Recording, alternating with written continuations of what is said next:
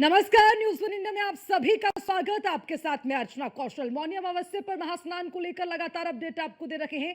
महाकुंभ से जुड़ी हुई इस वक्त की सबसे बड़ी खबर, महाकुंभ हादसे पर सीएम योगी का बड़ा आदेश। हादसे में घायल श्रद्धालुओं का खर्च उठाएगी सरकार। बड़ी खबर आपको बता दें कि महाकुंभ को लेकर जितना उत्साह और उसी के साथ आज जिस तरह से हादसा हुआ है उस पर लगातार मुख्यमंत्री योगी आदित्यनाथ की नजर है और उसी के साथ इमरजेंसी बैठक हुई है। बैठक के साथ ही अब लगातार मॉनिटरिंग कर रहे हैं मुख्यमंत्री योगी आदित्यनाथ। मुख्यमंत्री योगी आदित्यनाथ ने आदेश दिए हैं और आदेश में उन्होंने ये साफ किया है कि जितने लोग घायल हुए हैं महाकुंभ हादसे में, सीएम योगी ने उसको लेकर बड़ा आदेश दिया और ये तस्वीर साफ की है कि सभी जो घायल हैं उन सभी घायल श्रद्धालुओं का खर्च सरकार उठाएगी। अब देखिए, हादसे में घायल श्रद्धालुओं के लिए तमाम व्यवस्थाएं हों उसके लिए सीधा ही महाकुंभ क्षेत्र में एम्बुलेंस की व्यवस्था कर दी गई थी और वहां से सभी घायलों को तुरंत अस्पताल पहुंचाने की जो जद्दोजहद है वो भी जारी रही और उसी के साथ लगातार मुख्यमंत्री योगी आदित्यनाथ मॉनिटरिंग कर रहे हैं और अब मुख्यमंत्री ने आदेश दे दिए हैं हादसे में जितने भी श्रद्धालु घायल हुए हैं उन सभी घायलों का खर्च सरकार उठाएगी। तो ये बड़ी खबर आपको बता रखे हैं। हालांकि देखिए, आज मौनी अमावस्या के दिन होने वाला स्नान कई मायनों में खास होता है, उसकी अपनी खासियत अपनी मान्यता है और उसी को देखते हुए आज जो स्थिति बनी वो इसलिए कि जो भीड़ है वो बहुत ज़्यादा वहाँ पर जो भीड़ रखी उसको कंट्रोल कर पाना वाकई में प्रशासन के लिए एक बड़ी चुनौती रहा। लेकिन ये भी कहा जा सकता है कि प्रशासन ने समय रहते जो वहाँ पर मौजूदा स्थिति रही है उसको संभाला है। तो अब मुख्यमंत्री योगी आदित्यनाथ लगातार नजर बनाए हुए हैं महाकुंभ हादसे को लेकर। मुख्यमंत्री ने ये साफ आदेश दे दिए हैं, हादसे में जितने भी श्रद्धालु घायल हुए हैं उन सभी घायलों का खर्च सरकार उठाएगी।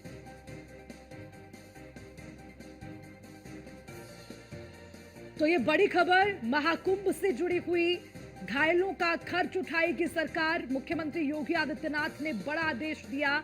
हादसे को लेकर मुख्यमंत्री ने आदेश दिया है, हादसे में घायल श्रद्धालुओं का खर्च सरकार उठाएगी। तो ये मुख्यमंत्री योगी आदित्यनाथ की ओर से साफ कर दिया गया कि वहां पर किसी भी तरह से जो दिक्कत है परेशानी है उसके लिए सरकार लगातार प्रयासरत है और उसी के साथ एक के बाद एक तमाम इंतजाम उसके लिए किए भी जा रहे हैं।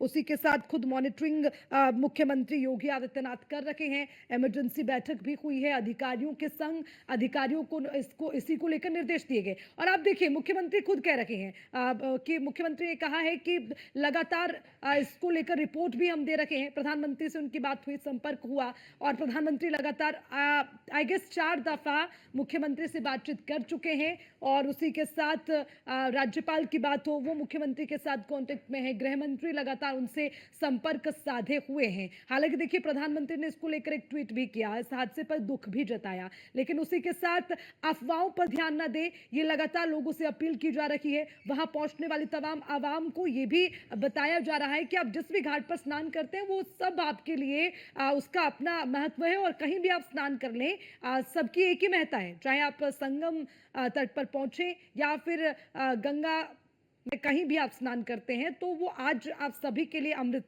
के समान होगा।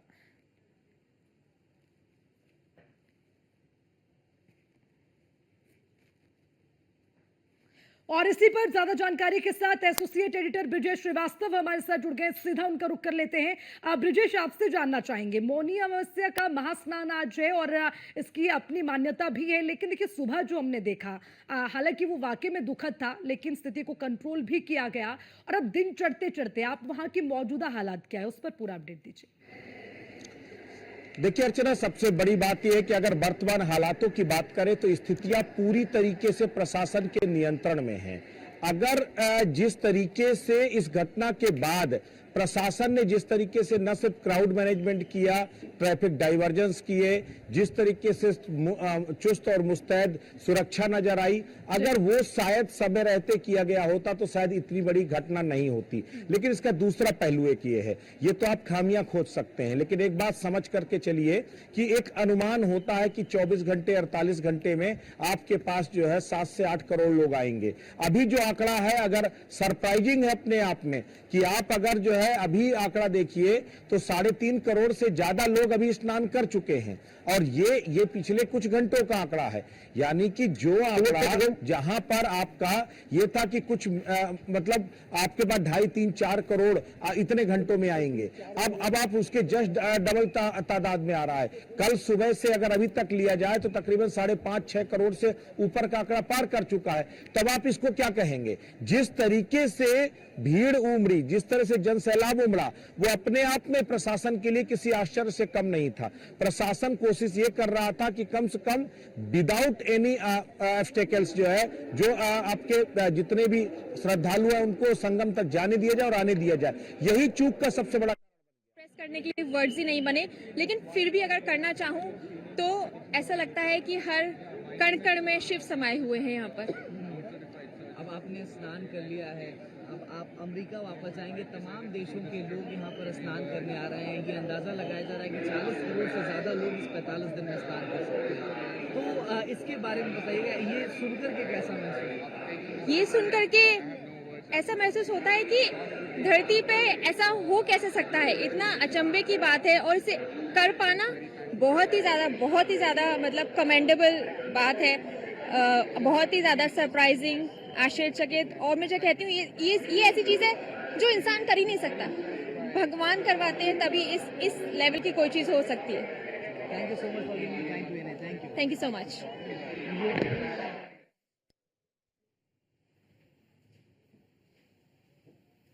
तो लगातार ब्रजेश हमारे साथ बने हुए। ब्रजेश, देखिए आप तमाम जानकारी दे रहे थे। हालांकि देखिए अगर व्यवस्थाओं की बात करें ब्रजेश, तो कल हमने देखा है, हमने तस्वीरें देखी हैं कि जो व्यवस्थाएं हैं उसमें जुटा हुआ था प्रशासन। लोकल प्रशासन की भी अगर बात करें तो उन्होंने रूट पहले से डाइवर्ट कर दिए थे।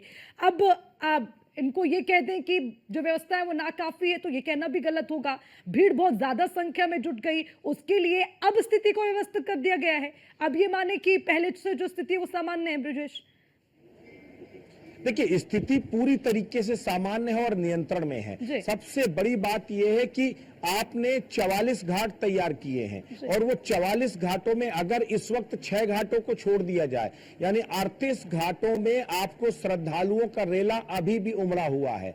तमाम ड्रोन की तस्वीरें आ रही हैं, तमाम तस्वीरें सामने आ रही जो बता रही हैं कि आस्था का सैलाब रुकने का नाम नहीं ले रहा है।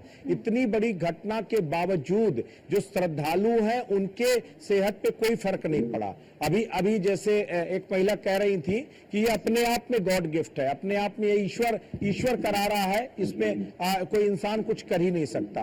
तो मुझे लगता है कि जब आपकी ये स्पिरिचुअल सोच हो जाती है, जब आपको ये लगता है कि जो भी कुछ है वो ईश्वर की इच्छा है, इसीलिए ये जो आस्थावान श्रद्धालुओं का रेला है वो उसे कोई फर्क नहीं पड़ रहा कि कहां पर घटना हुई, कहां पर क्या हुआ, उसे कुछ फर्क नहीं पड़ता। उसको तो एक फर्क पड़ता है कि मैं संगम तक पहुंच पाऊंगा कि नहीं, मैं डुबकी लगा पाऊंगा कि नहीं। अगर लगा पाया तो ठीक, और नहीं लगा पाया तो भी कोई बात नहीं। अगर संगम में आकर अपने प्राण भी न्यौछावर कर दिए तो सीधे मुझे मोक्ष मिलेगा। यही सनातन की अपनी भावना है।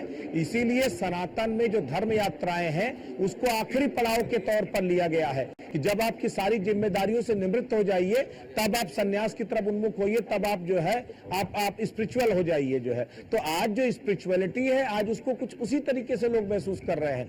आज जो मौनी अमावस्या का स्नान है, इस मौनी अमावस्या के स्नान में जिस तरह का रेला उमड़ा है, मुझे नहीं लगता कि आज की पीढ़ी ने इस तरह की तस्वीर इससे पहले कभी देखी होगी।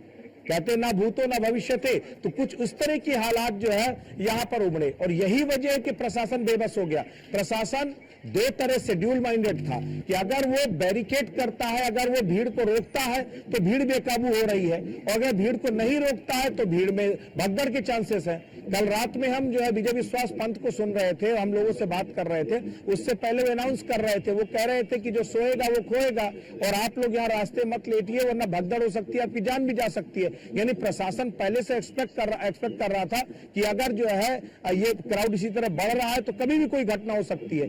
और एक छोटा सा कंफ्यूजन इस पूरी बड़ी घटना का कारण बना।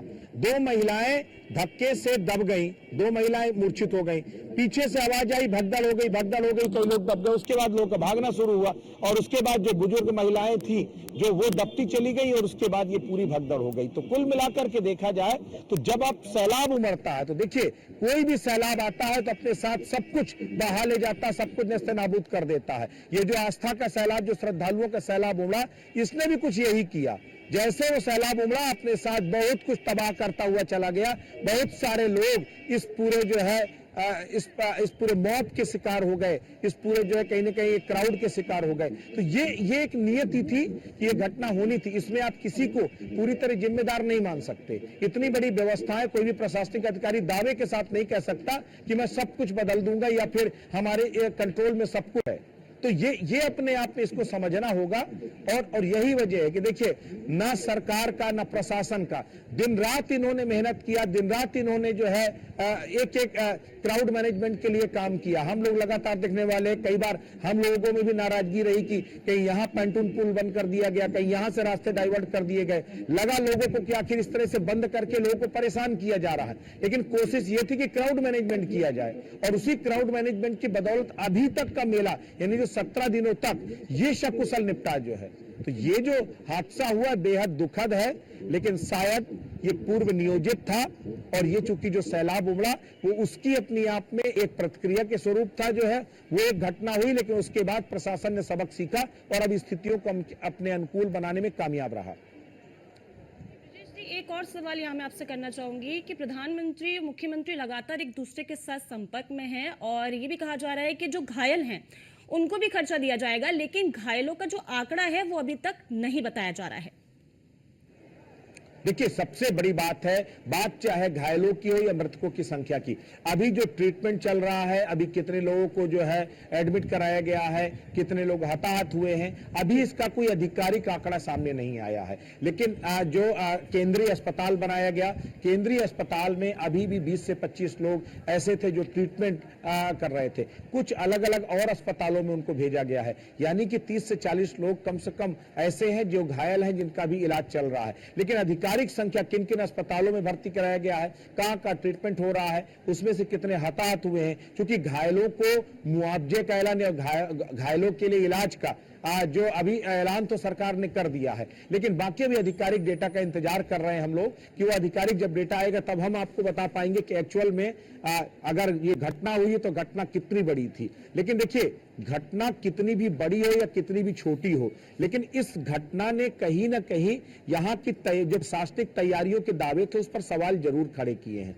लेकिन इस सब के बीच में चूंकि हम लोग इस मेले के शुरू होने से पहले से लगातार एक एक कवरेज कर रहे हैं, कि क्षेत्र में कवरेज दिखा रहे हैं, तो प्रशासन ने एक एक खामियों को दुरुस्त करने का मंसूबा जरूर दिखाया और उसको कहीं ना कहीं सुधारने की कोशिश भी की। हम लोगों ने देखा कि किस तरह से तस्वीरें बदली हैं, पहले दिन मेले में क्या हाल था, आज मेले की क्या स्थितियां है। तो देखिए प्रशासन ने युद्ध स्तर पर काम किया है, लेकिन अब ये हादसा हुआ तो इसके बाद सवाल भी उठेंगे, राजनीति भी होगी, अलग अलग तरीके से सवाल भी पूछे जाएंगे, कटघरे पर भी खड़ा किया जाएगा। लेकिन जब हम श्रद्धालु से बात करते हैं, आपको एक भी बयान श्रद्धालुओं का ऐसा नहीं दिखाई दिया होगा जो सवाल खड़े कर रहा हो कि नहीं व्यवस्था इस लायक नहीं थी कि जिसे चलाया जा सके। हर किसी को मालूम है कि जब करोड़ों लोग जहां पर होंगे तो वहां पर हालात खराब होंगे और ये कोई प्रयाग की पहली घटना नहीं, ये प्रयाग की तीसरी घटना है जहां पर भगदड़ के ये इस महाकुंभ में लोग जो है हताहत हुए हैं, लोग घायल हुए हों। 1954 में 800 लोग अकेले इसी महाकुंभ के जो है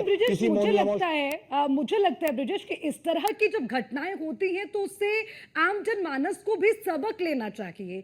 यहाँ पर व्यवस्थाएं दुरुस्त रहे, ये चुनौती सिर्फ प्रशासन की नहीं है, मुझे लगता है कि जो आम जनमानस वहां पर पहुंच रहा है ये उनकी भी जिम्मेदारी है। खैर इससे तर सवाल ये है ब्रिजेश कि आज जब अखाड़े सुबह के समय स्नान के लिए निकलते हैं वो एक अद्भुत नजारा रहता है, लेकिन आज वो मिसिंग रहा क्योंकि जिस तरह की स्थिति रही। लेकिन आप बताइए, जो मुख्यमंत्री को हमने सुना, उन्होंने कहा कि अखाड़े यहाँ पर ये कह रहे हैं कि ठीक है श्रद्धालु दूर दराज से पहुंचे हैं, वो स्नान करें, उसके बाद हम भी इसमें अपनी भागीदारी दिखाएंगे। तो जो अखाड़ों का स्नान रहेगा अब जो लगातार उसके लिए भी व्यवस्थाएं हुई हैं, उस पर जरा एक बार डिटेल बताएं, क्या रहेगा सूचीवार तरीके से।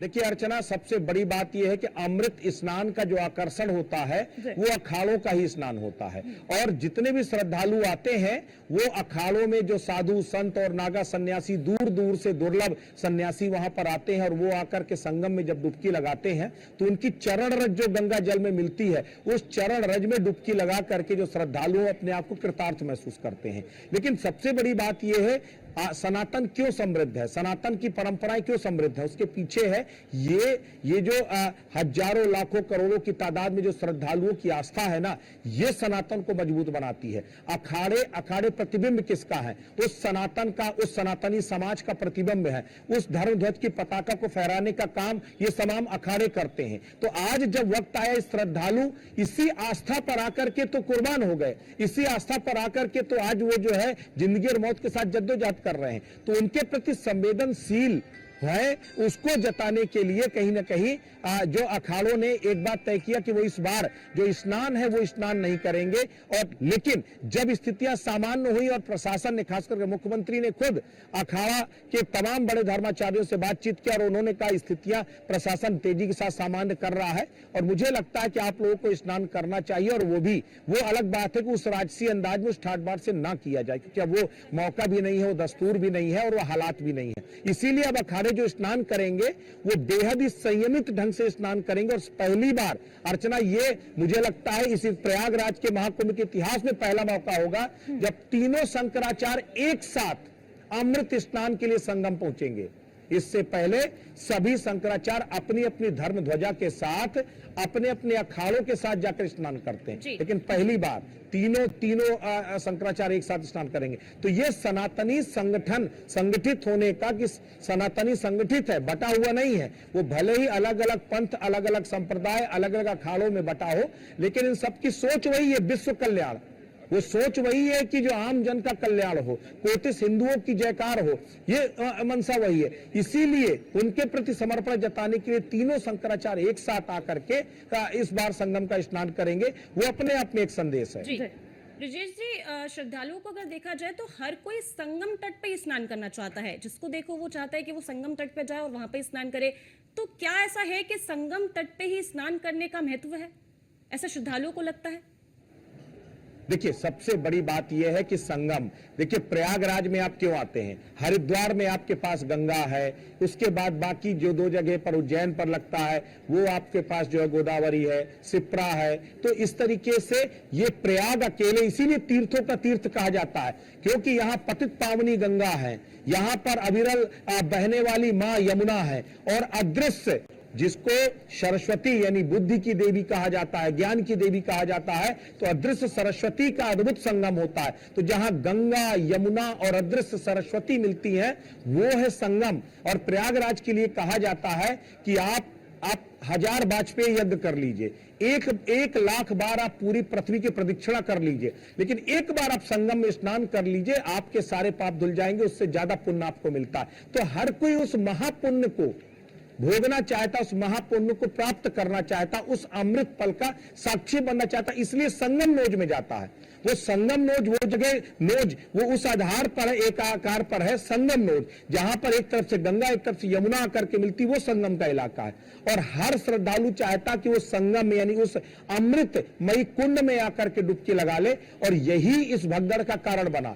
ठीक है ब्रिजेश, हम इस चर्चा को आगे भी जारी रखेंगे, लेकिन इससे पहले एक बड़ी खबर सामने आ रही है, वो अपने दर्शकों को दे दे। प्रयागराज महाकुंभ में बीती रात भगदड़ हुई, जिसमें चित्रकूट से प्रयागराज महाकुंभ में जाने वाले रास्ते बंद रखे। प्रयागराज जाने वाले सभी वाहनों को वापस किया जा रहा है। बुंदेलखंड एक्सप्रेसवे पर डीआईजी अजय कुमार की अपील है। पुलिस अधीक्षक ने श्रद्धालुओं से वापस जाने की अपील की है। जिलाधिकारी ने भी श्रद्धालुओं से वापस जाने की अपील की है।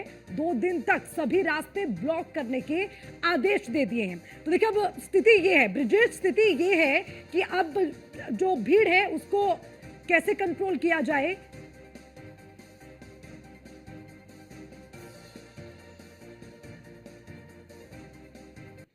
यहाँ पे बुंदेलखंड एक्सप्रेस से भी व्हीकल्स की आवागमन हो रही है, और हम लोगों ने यहाँ पे मीट को कोडिंग एरिया में बता दिया, और वहाँ पे हम लोगों को रुक के भेजा जा रहा है ताकि एक नियंत्रित वे में हम लोग क्राउड को मैनेज करें। तो इसी एक तरीके से हम लोग यहाँ पे मजिस्ट्रेट्स की ड्यूटी लगाए, जहाँ पे सेक्टर मजिस्ट्रेट और पुलिस अधिकारी द्वारा भी इसका कोऑर्डिनेट करके लोगों को कोई असुविधा भी ना हो और एक नियंत्रित तरीके से फूडिंग एरिया लोगों की सुविधा के लिए हम लोगों ने बनाया है, ताकि वो लोग वहाँ पे रुके। और वहाँ पे हम लोगों ने वॉशरूम बनाए हैं, पीने के लिए फैसिलिटीज़ बनाए हैं, और वहाँ पे कैंटीन्स भी है और उनको सोने के लिए व्यवस्था है, ताकि कोई टेस्ट भी ले सकता है। और हमारा पुलिस कंट्रोल रूम भी है वहाँ पे, तो एक सुविधा के लिए उनके लिए बनाया है। तो क्योंकि बहुत दूर से लोग ट्रैवल कर रहे हैं, तो वहाँ पे एक होर्डिंग प्लेसेस का वो लोग सुविधा प्रबंध किया।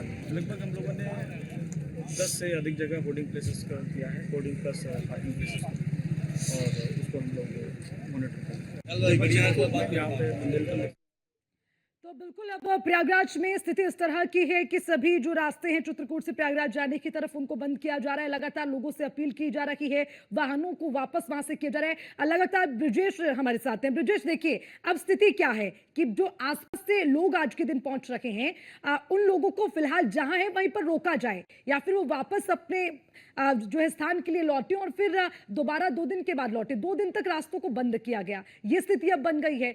अब इसको कैसे देखें, मतलब जो श्रद्धालु निकले हैं अपने घर से उन्हें दोबारा वापस जाना पड़ेगा, इसके भी आदेश दिए जा रहे हैं। देखिए अर्चना, सबसे बड़ी बात यह है कि प्रयागराज में इस वक्त एक सरकारी आंकड़ों के मुताबिक अगर प्रयागराज की बात करें तो 8 से 10 करोड़ श्रद्धालु अभी भी प्रयागराज के सीमा में मौजूद हैं। और अगर 8 से 10 करोड़ श्रद्धालु ऑलरेडी मौजूद हैं तो इसका मतलब प्रयागराज ओवर क्राउडेड है। जब तक प्रयागराज से श्रद्धालुओं को खाली नहीं किया जाता तब तक यहां पर नए श्रद्धालुओं को लाना एक बार फिर उसी तरह की स्थिति को बनने जैसा हो जाएगा, क्योंकि रात फिर आने वाली है। रात में बहुत सारे श्रद्धालु जहां भी सड़क मिलेगी, जहां भी जगह मिलेगी वहां पर चाहेंगे, चूंकि पूरे दिन जाहिर सी बात है चलते चलते थक चुके हैं, पूरे दिन थकने के बाद आराम करेंगे, कहीं पर भी रुकेंगे। वो स्थिति एक बार फिर भगदड़ की बन सकती है। इसके लिए बाकायदा ये तय किया गया कि प्रयागराज आने वाले 10 ऐसे शहर हैं उत्तर प्रदेश के जो प्रयागराज से सीधे कनेक्ट होते हैं। आप अगर झांसी की तरफ से आ रहे हैं तो आपको वहां से महोबा में रोक दिया जा रहा है, बांदा में रोक दिया जा रहा है। अगर आप कानपुर की तरफ से आ रहे हैं, बुंदेलखंड एक्सप्रेस से आ रहे हैं, तो आपको उरई में रोक दिया जा रहा है, आपको बांदा में रोक दिया जा रहा है। या तो चित्रकूट की तरफ से आप आ रहे, चूंकि बुंदेलखंड एक्सप्रेस वे से आप चित्रकूट की तरफ से आ रहे हैं, चित्रकूट में आपको रोक दिया जा रहा है। अगर आप कानपुर से आ रहे हैं तो आपको या तो फतेहपुर में या फिर कौशाम्बी में रोक दिया जा रहा है। अगर आप वाराणसी की तरफ से आ रहे हैं तो आपको वाराणसी से पहले, फाफामऊ से पहले वहां रोक दिया जा रहा है। अगर आप जो है अगर आप नैनी की तरफ से माफ कीजिएगा, अगर आप जो आलोपीबाग की तरफ से निकल रहे हैं, सुल्तानपुर की तरफ से, जौनपुर की तरफ से आ रहे हैं, तो आपको सुल्तानपुर के बॉर्डर में रोक दिया। यानी 10 जगह पर प्रयागराज में अंदर दाखिल होने से पहले 10 जगह पर नाकाबंदी कर दी गई है। एक पूरा 10 शहरों को मिलाकर एक पूरा सर्किल बना दिया गया है। उस सर्किल को पार करना श्रद्धालुओं के लिए इस वक्त नो एंट्री है। वहां बॉर्डर सील कर दिए गए हैं ताकि श्रद्धालु अभी अंदर ना दाखिल हो सके प्रयागराज। ठीक है ब्रिजेश, उसकी कुछ तस्वीरें हमारे पास हैं, एक्सक्लूसिव तस्वीरें। मैं वापस लौटूंगी आपके पास, लेकिन अपने दर्शकों को हम दिखा दें कि कैसे जो चित्रकूट बॉर्डर है वहां पर लोगों से अपील की जा रही है, उनको वापस घर जाने के लिए कह दिया जा रहा है। ये देखिए, ये तस्वीरें न्यूज़ 1 इंडिया पर लगातार दिखा रखे हैं। देखिए व्यवस्थाओं के नाम पर किस तरह के इंतजाम है, कैसे अब लोगों को समझाया जा रहा है, उसको लेकर तमाम तस्वीरें आपको दिखा रखे हैं। बॉर्डर तक 5 जगह हमारे ही बैरियर पे लोग रुके। निर्देश है 3 दिन तक प्रयागराज कोई एंट्री नहीं लेगा, और यहां से लेके प्रयागराज बॉर्डर तक 5 जगह हमारे ही बैरियर पे लोग रुके हैं, और उनमें से लगभग 70% लोग थक हार के वापस हो गए और मान लिया यहीं से माँ गंगा को प्रणाम कर ले और वापस चले। हमारा आपसे भी विनम्र अनुरोध है, यहाँ 3 दिन इंतजार करने में आपको भी असुविधा होगी, हमें भी असुविधा होगी। बेहतर है यहीं से माँ गंगा को प्रणाम करें और अपने अपने घरों को वापस हो जाए।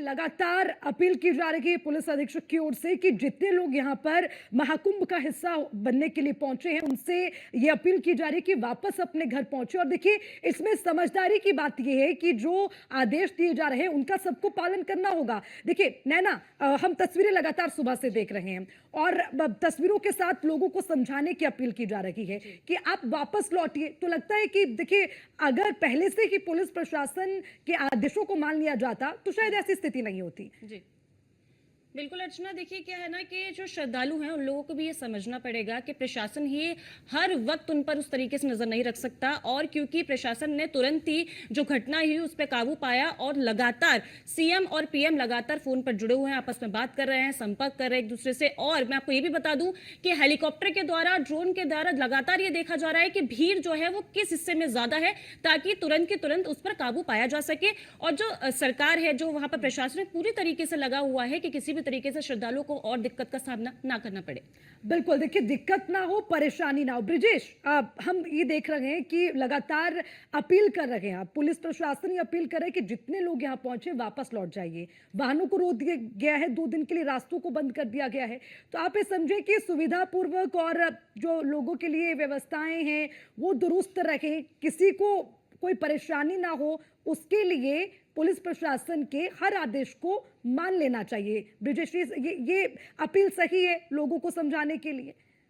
सबसे बड़ी बात यह है कि अयोध्या में रामलला के मंदिर से वहां के प्रबंधन ने अपील की है कि 15 दिनों तक कोई भी श्रद्धालु अयोध्या ना आए, क्योंकि अब अयोध्या में जगह नहीं बची है मंदिर में दर्शन के लिए। अब बिल्कुल भी किसी के पास समय नहीं बचा, इतनी भीड़ है वहां पर। अब चूंकि चित्रकूट की बात करें तो चित्रकूट में जो अमावस्या होती है और खास करके जो मौनी अमावस्या है, ये सबसे ज्यादा नॉर्मल डे में, ये तो महाकुंभ है, नॉर्मल डे में वहां पर लाखों श्रद्धालु होते हैं। चित्रकूट ऑलरेडी ओवर क्राउडेड है पूरी तरीके से, वहां के सारे होटल, धर्मशाला सब कुछ भरा है, वहां पर लोग खुले में सोने को मजबूर हो रहे हैं।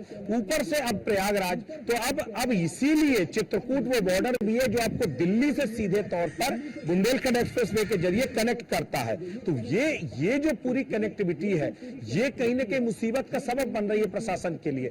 इसीलिए हर वो बॉर्डर जो प्रयागराज से जोड़ता है वहां पर बैरिकेटिंग करके उसको पूरी तरीके से रोक दिया गया है, ताकि वहां पर कोई प्रयागराज की सीमा में दाखिल ना हो पाए।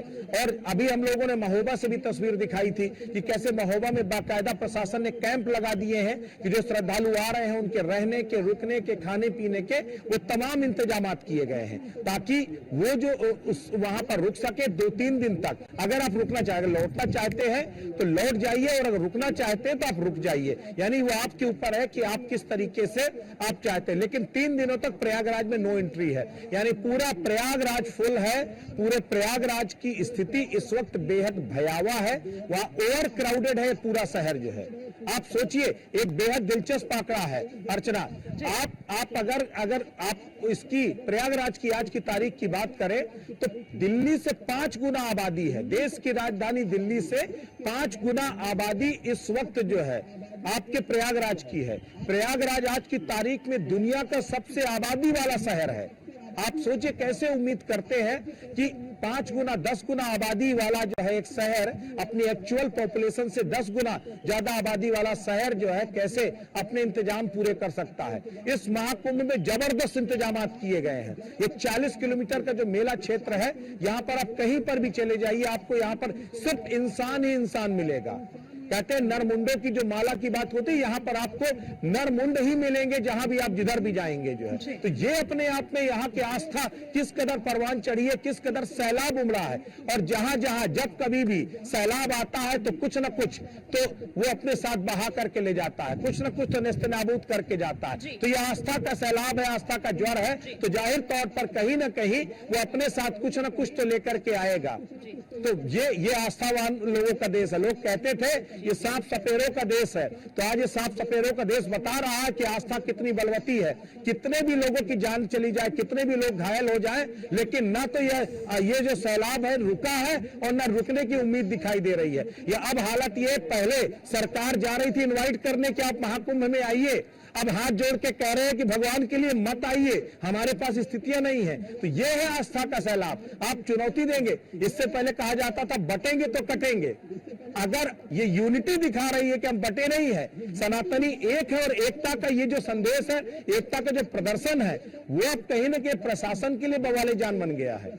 जी ब्रिजेश जी, क्योंकि बसंत पंचमी बेहद करीब है, तो क्या लगता है आपको कि बसंत पंचमी पर अधिकारियों को और ज्यादा सतर्क रहने की आवश्यकता होनी चाहिए?